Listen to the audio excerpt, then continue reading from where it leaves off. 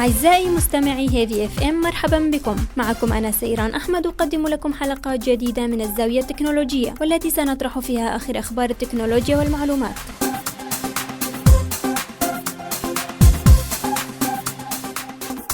في هذه الحلقة أعزائي المستمعين سنتحدث عن هاتف HTC الجديد. نظرة سريعة على أحدث إصدارات HTC. هاتف HTC One A9 يصنف الجهاز ضمن الأجهزة ذات المواصفات المتوسطة. جاء التغير الكبير عن الإصدارات السابقة في تصميم هيكل الجهاز، حيث غطي بالمعدن بشكل كامل، ما أكسبه مظهرا خارجيا أنيقا ونحيفا وأكثر خفة، حيث يبلغ وزنه 143 غرام، بجانب توفر عدة ألوان: الذهبي والفضي والرمادي والأحمر الماروني.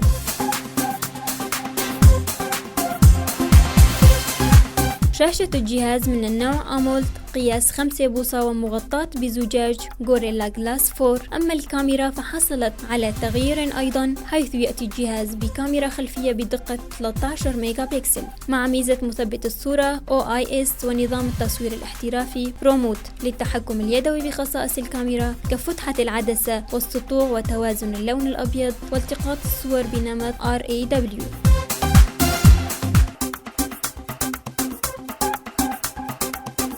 أما بالنسبة لمواصفات الجهاز فهو يعمل بنظام التشغيل أندرويد 6.0 مارشميلو، ومعالج كوالكوم سناب دراجون 617 مع نموذجين من الذاكرة العشوائية بحجم 2 جيجا بايت ذو مساحة تخزينية حجم 16 جيجا بايت، أو النسخة الأكبر والتي هي مخصصة للسوق السعودية والأمريكية، وتأتي برام حجم 3 جيجا بايت ومساحة تخزينية حجم 32 جيجا بايت، والجهاز قابل للتوسعة مع ذاكرة خارجية ميكرو SD.